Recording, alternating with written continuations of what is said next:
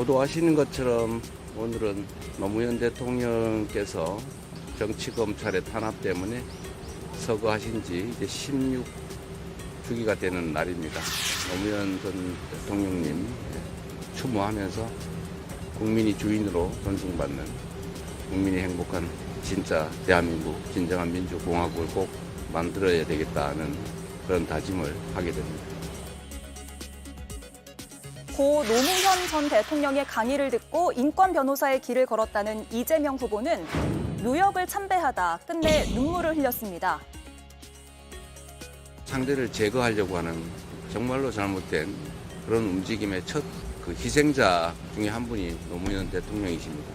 지금의 정치 상황을 생각해 보면 그런 최악의 상황에서 한 발도 나가지 못하고 있는 상황이 다시 되어버린 것 같아서 뭐 그런 점에서 여러 가지 감회가 있었습니다.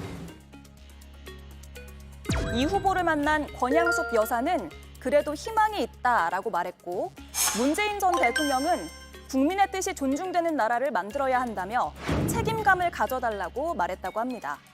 이준석 후보도 아침 일찍 노 전 대통령 묘역을 방문했습니다. 노무현 정부 시절 국비 장학생이었던 이 후보는 이런 소회를 밝혔습니다. 2023년에 노무현 대통령께서 한테 직접 장학 증서를 주시면서 열심히 공부해서 언젠가 나라를 위해서 큰 일을 하고 이바지해야 된다는 그런 너무 당연한 덕담이지만은 왜 이런지 모르겠지만 이제 제가 22년 뒤에 이 대통령 후보라는 자리에 서서 보니 참 그 말씀이 실천하기 어려운 말이었구나. 잘 실천해서 제가 대한민국의 보탬이 되는 사람이 되겠다. 김문수 후보는 페이스북을 통해 노 전 대통령을 추모하고 유가족을 위로했습니다. 2차 TV 토론이 2시간여 앞으로 다가왔습니다. 후보들은 오늘 토론에서 사회 분야 공약을 검증하며 또다시 격돌할 전망입니다. 예, 벌써 16년이 됐네요. 노무현 전 대통령의 서거 16주기를 맞아서 이재명 후보 그리고 보셨듯이 이준석 후보 봉하마을을 찾아서 참배를 했습니다. 이재명 후보는 노무현의 길이 저의 길이 됐다. 그 여정을 이어가겠다라고 밝혔고요. 김문수 후보는 오늘 현장에 가진 않았습니다. 참배는 안 했고 페이스북에 글을 올렸습니다. 기득권에 맞서 싸워왔던 분이다. 국민 주권 개헌을 이루겠다라고 했고, 이준석 후보는 노무현 전 대통령과 닮은 정치를 하고파라는 의지를 나타냈고요. 소신 있는 정치를 할 것이다 라고 밝혔습니다. 일단 이재명 후보의 메시지부터 짚어볼까요? 오늘 헌화 뒤에 눈물을 보이기도 했거든요. 네, 그렇습니다. 노무현 전 대통령께서는 이 정치 보복의 희생자, 피해자다 이렇게 아까 말씀을 좀 주셨던 것 같고요. 지금 이재명 후보하고 사실상 거의 비슷한 이 정치 검찰에 의한 정치 무리한 이 수사권의 남용의 피해자라는 그 인식을 같이 하고 계시는 겁니다. 노무현 전 대통령께서 당신이 그 생전에 이 반칙과 특권의 시대를 끝내고 또 참여와 통합의 새로운 대한민국을 건설하겠다라는 꿈을 갖고 계셨는데, 이번에 이재명 후보 역시 지금 지난 12.3 비상계엄의 내란 사태를 마무리하고 빚의 혁명에 의한 혁명의 완성을 정권 교체를 통해서 김대중, 노무현, 문재인에 이은 네 번째 민주정부를 만들겠다 하는 것하고 국민 주권 정부를 만들어내겠다라는 것에 대한 어떤 이 각오, 새롭게 다지는 그런 시간이 되었다고 보고요. 그런 데서 나오는 소회의 눈물이 좀 아니었을까라는 생각을 해봅니다. 예. 네. 그리고 김문수 후보는 오늘 오전 7시에 조찬 기도회에 참여하고 나서 그 다음은 아무 일정이 없었어요. 일단 메시지부터 볼게요. 페이스북에 올렸습니다. 기득권에 맞서 싸워왔던 분이다 라고 했습니다. 어떤 의미입니까? 아무래도 지금 대통령 후보로 나오신 분들 중에서 젊은 시절 노무현 대통령과 가장 비슷한 결의 삶을 살아온 건 어찌 보면 전 김문수 후보라고 생각을 합니다. 물론 이후에 정치적 행보는 전혀 다른 길을 걸으셨지만 적어도 김문수 후보가 젊은 시절에 본인이 노동운동을 투신했었을 때 그 모습 자체는 분명히 기득권과 맞서 싸웠던 노무현 대통령이 걸었던 길과 같은 결이었기 때문에 김문수 후보가 저런 식으로 언급을 했었다고 저는 봅니다. 예. 물론 김문수 후보가 지금 오늘 TV 토론회 때문에 저 직접 참배를 가지는 못했지만 분명히 저런 의미와 취지에 있어서만큼은 김문수 후보의 진심이 담겼다고 저는 보고 있습니다. 예. 노동운동가 시절에는 노무현 전 대통령과 많이 닮아 있다라는 말씀을 하셨고요. 정치 행보는 완전 다르죠. 네, 정치 행보에 있어서만큼은 노무현 대통령과 김문수 후보가 예. 같은 길을 걸었다고 저도 감히 그렇게는 평가할 수 없을 것 같습니다. 예. 자, 김성열 위원님, 네. 이준석 후보는 앞서 발언 들어보니까 잠깐 말을 잇지 못하던데 왜 그랬습니까? 울먹인 건가요? 예, 약간 감정이 좀 올라왔던 것 같아요. 뭐 다른 걸 떠나가지고 저도 사실 제가 선거권을 가지고 처음 투표를 했던 게 노무현 대통령 선거였던 것 같습니다. 그때 제가 느꼈던 노무현이라는 분은 정직하고 그리고 권력에 눈치 보지 않고 할 말을 할 줄 아는 그런 사람이셨거든요. 제가 그런 기억이 있는데 사실 이준석 후보도 그런 점에서 본인과 좀 동일시하는 부분이 있는 것 같아요. 예. 무엇보다 서슬퍼런 집권 1년 차의 대통령에게 할 말을 다 하다가 결국에는 당대표에서도 쫓겨나고 또 노무현 전 대통령 같은 경우 부산이라는 그 당시의 험지에서 계속해서 도전을 하시지 않았습니까? 이준석 후보 역시 서울에서 보수정당이 당선하기 힘든 험지에서 계속해서 본인의 도전을 해왔던 그런 서사들이 겹치면서 아무래도 노무현 후보의 그런 마음들을 좀 더 동일시하고 이해하려고 그런 것이 아닌가라는 생각을 합니다. 예. 네, 오늘 참배한 이재명, 이준석 후보 둘 다 노무현 정신을 좀 강조한 것 같거든요. 민주당에서는 어떻게 보고 계시는지. 지금 노무현 정신에 대해서 언급해 주시고 노무현 정신이라는 것이 정직, 올곧음, 소신 이런 것들 아닙니까? 이런 부분들에 대해서 언급해 주시고 그 정치를 닮아가겠다라고 말씀 주시는 것에 대해서는 대단히 감사한 일이고 또 꼭 그렇게 했으면 좋겠다 이런 예. 생각이 들어요. 다만 지금 이준석 후보가 말씀 주시고 있는 노무현 정신이 정말로 참 노무현 정신인가 아니면 노무현 정신을 가장한 그런 또 이 빈 껍데기만 가지고 차용해 오려고 하는 거 아닌가라는 생각이 들어서 앞으로 이준석 후보가 노무현 정신을 많이 언급한 만큼 이준석 후보의 행동 하나하나도 노무현 정신이 깃들어 있는 그런 행동이었으면 좋겠다 이런 말씀을 좀 드리고 싶습니다. 예, 바로 반론 들어야겠네요. 예, 저희가 지금 사실 감히 노무현 정신을 이야기할 수 있는 이유는 노무현 정신의 계승자가 보이지 않기 때문이에요. 지금 앞서서 김진욱 의원님께서도 말씀 주셨습니다만 노무현 정신의 기본은 통합과 참여라고 저는 생각을 합니다. 그 정치의 장을 열어셨던 분이죠. 근데 지금 이재명 후보께서는 민주당 후보임에도 불구하고 무슨 말씀을 하십니까? 통합 이야기는 하셨었지만 불과 며칠 전에 응징의 이야기로 바꾸셨어요. 그러니까 이런 부분들이 과연 우리나라의 정치 상황에 현재 도움이 되겠는가라는 부분의 생각에서 저희는 앞서 말씀 주신 대로 저희가 껍데기만 쫓아가겠다는 게 아닙니다. 만약에 저희가 집권을 하게 된다면 노무현 대통령이 원했던 그런 통합과 참여가 이루어지는 예. 그런 세상을 만들어 보겠다 이런 말씀 드리겠습니다. 예. 지금 말씀 주신 대로 꼭 좀 해주시길 바래요. 그런데 그동안 이준석 후보가 보여주셨던 세대 갈라치기 또는 남녀 갈라치기, 성비 갈라치기 이런 모습들이 우리의 이 기억의 잔상에 여전히 남아있기 때문에 그런 부분들을 내려놓고 진정한 노무현 정신으로 가져가서 통합을 이루어내겠다라고 한다면 그거 저희도 박수 쳐드릴 수 있죠. 그런 부분들에 대해서 앞으로 기대를 해보겠다 이런 말씀도 좀 드리고 싶습니다. 네. 네, 열심히 해보겠습니다. 예. 네. 세 분 모두 각 후보들이 노무현의 정신 또 노무현의 삶과 닮았다는 점을 강조하고 있습니다. 시청자들이 아마 저희 오대영 라이브를 보시는 시청자들은 정치에 대한 관심이 또 굉장히 높으시기 때문에 노무현 전 대통령의 그런 정치 행보들이 어땠고 또 새 후보의 정치 행보는 또 어땠는지를 잘 알고 계셔서 잘 판단하실 것이라고 생각이 됩니다. 네, 오늘 TV 토론회 한번 예상을 해보죠. 잠시 뒤에 열립니다. 이제 한 2시간 20분 정도 남았는데 저희 JTBC에서도 생중계로 전해드릴 예정이라는 거 잠깐 예고 홍보를 하겠습니다. 네, TV 토론 각 당에서는 이렇게 전망하고 있거든요. 일단 들어보겠습니다. 소모적인 논쟁보다는 포용력, 신뢰감, 안정감 등을 통해 진짜 대한민국을 만들 국민의 도구는 이재명이라는 점을 부각할 예정입니다. 우리 사회의 어떤 통합이라든지 이런 부분들을 위해서 우리 후보님이 노력한 부분들은 이재명 후보와 비교할 수 없을 것이다. 여러 사회 갈등이나 아니면 문제 아니면 바꿔야 될 것이 있으면은 당당하게 계급장 떼고 토론하자. 누구든지 이야기하자.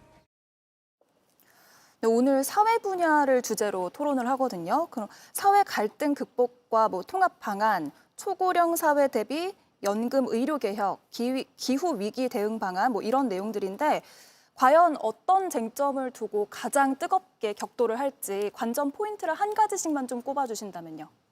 그래서 지금 그 사회 분야에 대해서 특히 사회 통합에 대해서 너무 많은 주제들이 있어요. 지금 그만큼 우리 사회가 국난에 가깝게 어렵다라고 지금 볼 수밖에 없는 상황이고 그런 가운데에서도 제가 볼 때는 글쎄요 지금 너무 다 하나같이 중요한 주제들이고 이 주제들 모두 다를 국민들께서는 사실 직접 후보들이 어떤 소신을 가지고 공약을 준비했는지 듣고 싶어 하실 것 같아요. 네. 그런데 제가 이제 우려하는 것은 그런 본인들의 소신은 없고 상대방에 대한 공격만 난무하는 그런 토론회가 또 되지는 않을까. 지난 1차 토론회가 좀 그런 방식이어서 예. 제가 볼 때는 후보가 4분이 출연을 하셨는데 그중에 후보는 이재명 후보 한 분밖에 없고 다른 3분은 사실상 패널의 역할을 하신 게 아닌가 이렇게 평가도 나오거든요. 그래서 오늘은 좀 제대로 후보 간 토론회가 좀 될 수 있기를 바라고 그 가운데에서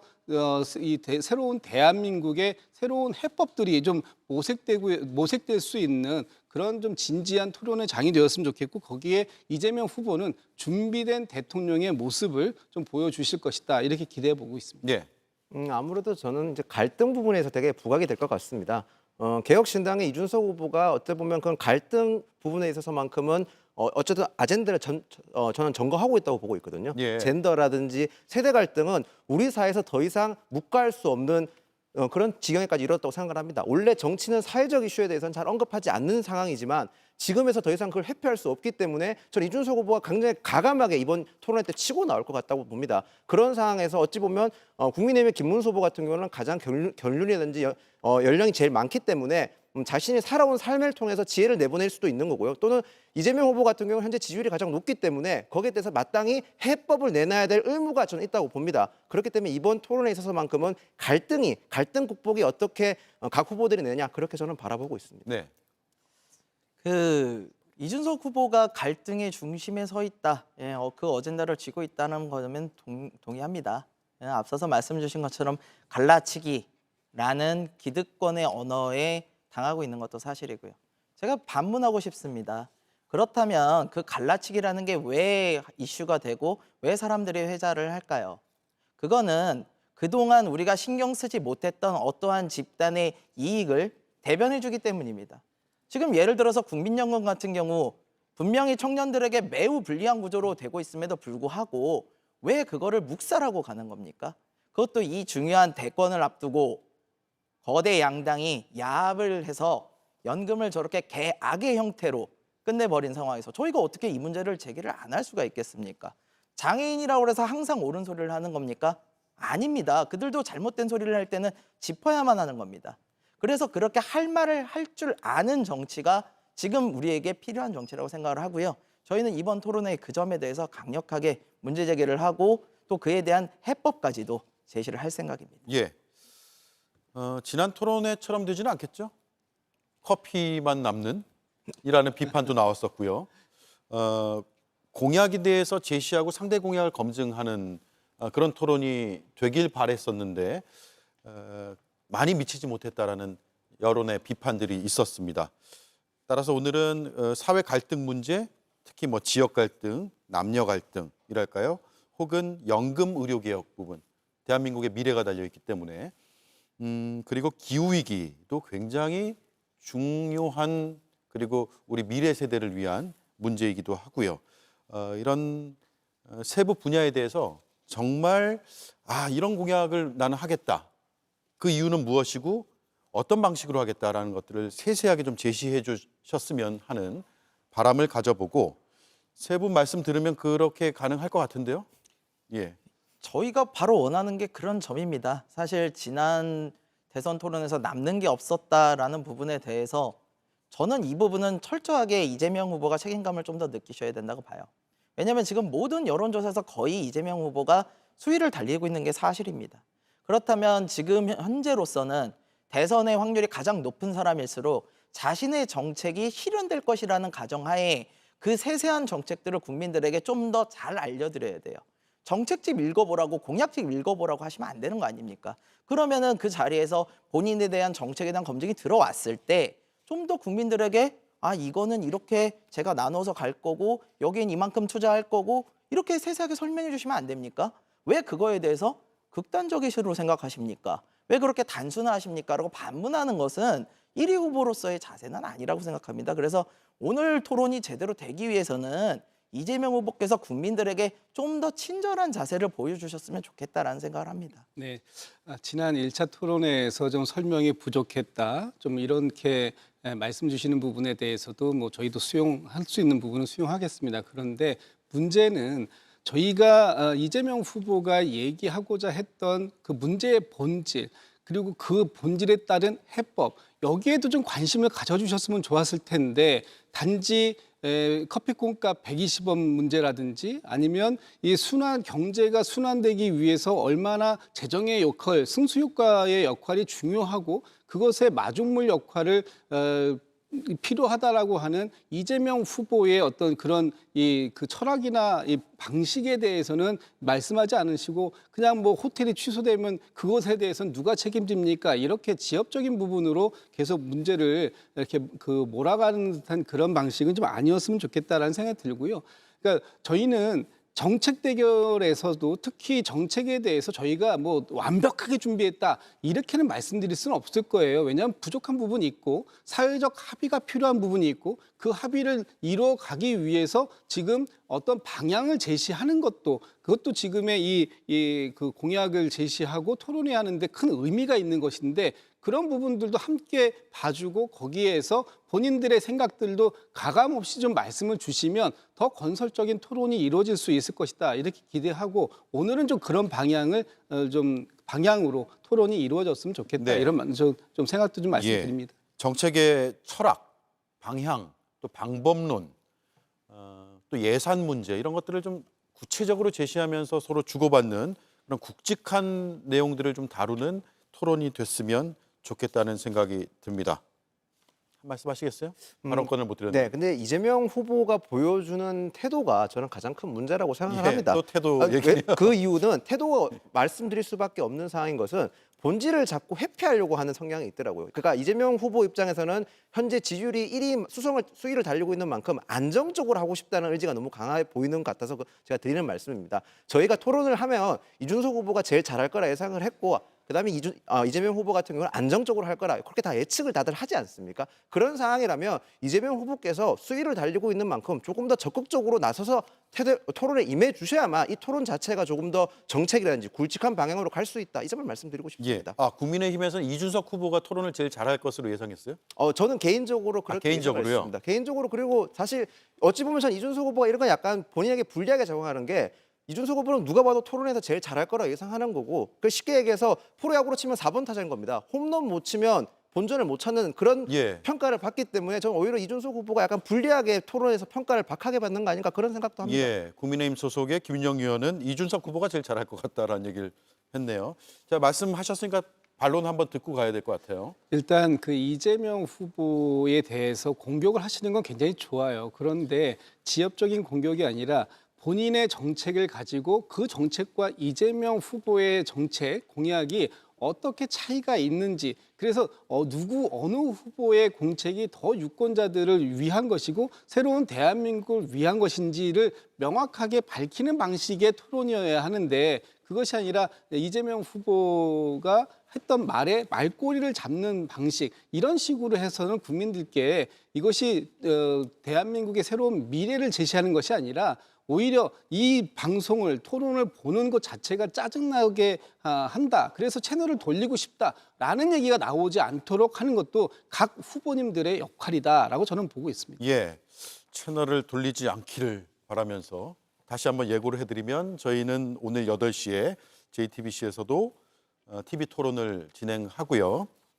중계로 전해드립니다. 그리고 저희 대선 팩트체크 실시간으로 대선 팩트체크도 함께 온라인을 통해서 해드린다는 점을 예고해드리겠습니다.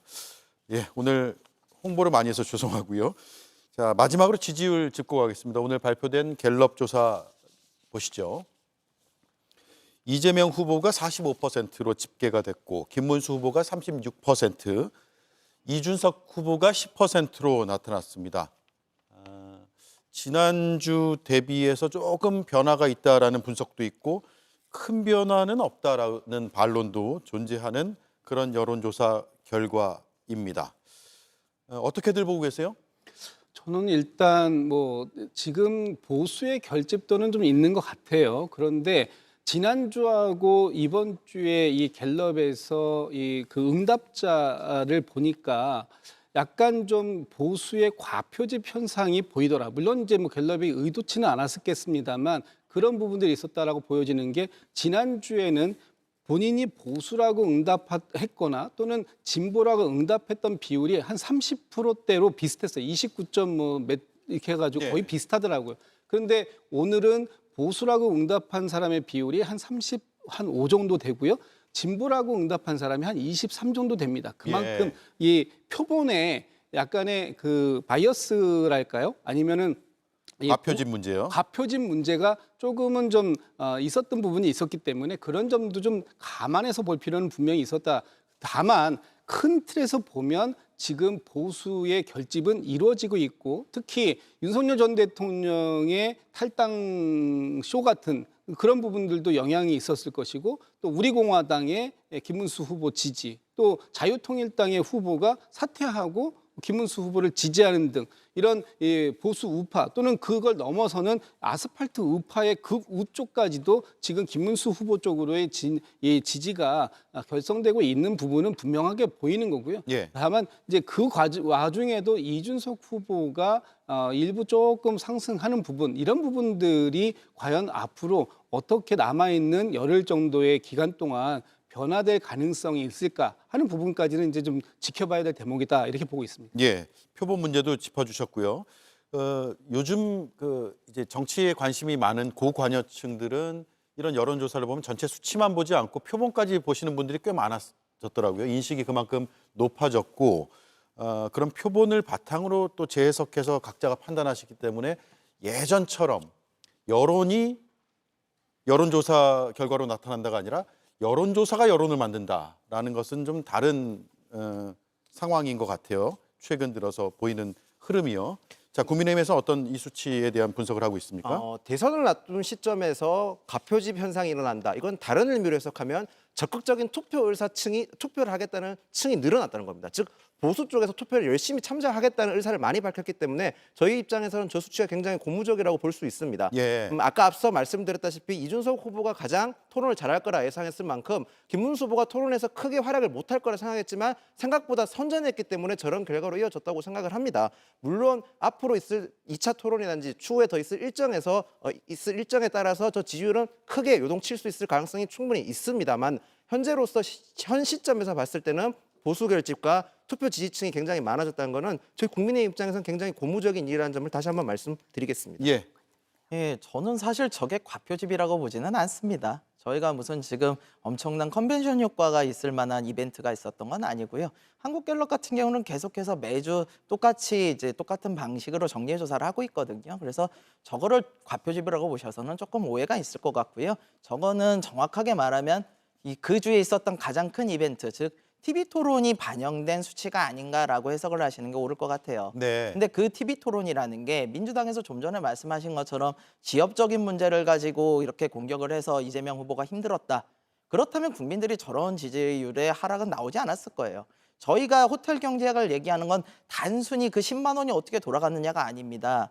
이재명 후보가 지금 얘기하시는 국가 재정 정책은요, 재정 만능주의에 가까워요. 정부가 돈을 쓰면 쓸수록 돈이 돌고 그래서 경제가 살아난다. 수요를 창출시켜서 가야 된다는 정부 주도 형태의 경제 정책을 쓰시려는 걸로 보이는데, 호텔 경제학을 보게 되면요, 정부가 돈을 투입하면 그 돈의 순환이 제대로 이루어지고 경제가 살아난다라는 쪽으로 이야기를 하시는 거예요. 그래서 저희가 그거에 대해서 그 예시 자체에 대해서 얘기를 하려는 게 아니라 재정 만능주의 자체가 옳은 것은 아니다. 다른 부분도 있을 수 있다. 충분히 사중 손실이나 구축 효과도 고민은 하셔야 된다. 그런 질문을 드리는 거니까 그 부분에 대해서 국민들도 이해를 할 수 있게끔 좀 더 상세히 설명을 해주시면은 저런 수치도 극복하실 수 있지 않을까 생각을 합니다. 자, 마무리 발언이었는데 또 얘기하셔서 짧게 반론을 듣고 끝낼게요. 네, 짧게 말씀드리겠습니다. 지금 재정 만능주의다 이렇게 말씀하시는데 재정이 모든 걸 다 해결할 수는 없습니다. 다만 굉장히 어려운 순간, 지금처럼 경제가 얼어붙어 있고 돈맥 경화가 있을 때는 그 재정이 투입되는 것이 지금의 이 상황을 극복하는 데 일시적인 도움이 될 수 있는 건 분명히 있는 것이고요. 재정을 무한정 공급하면 인플레이션이나 여러 가지 다른 부작용이 있다는 거 왜 모르겠습니까? 그런 부분을 알지만 지금 우리의 상황은 우리 경제가 너무나 어렵고 민생 경제를 활성화시키는 경제 활성화 방안의 한 부분의 재정의 역할이 필요하다. 이런 쪽으로 이해해 주시면 될 것 같습니다. 알겠습니다. 자, 여기까지 하고요. 이제 TV 토론이 한 2시간 조금 넘게 남았네요. 네, 오늘 많이 기대가 됩니다. 새 후보뿐만 아니라 이 자리에는 없지만 민주노동당의 권영국 후보도 있고 내 후보가 어떻게 치열하게 토론할지 잘 지켜보도록 하죠. 오늘 말씀 잘 들었습니다. 고맙습니다.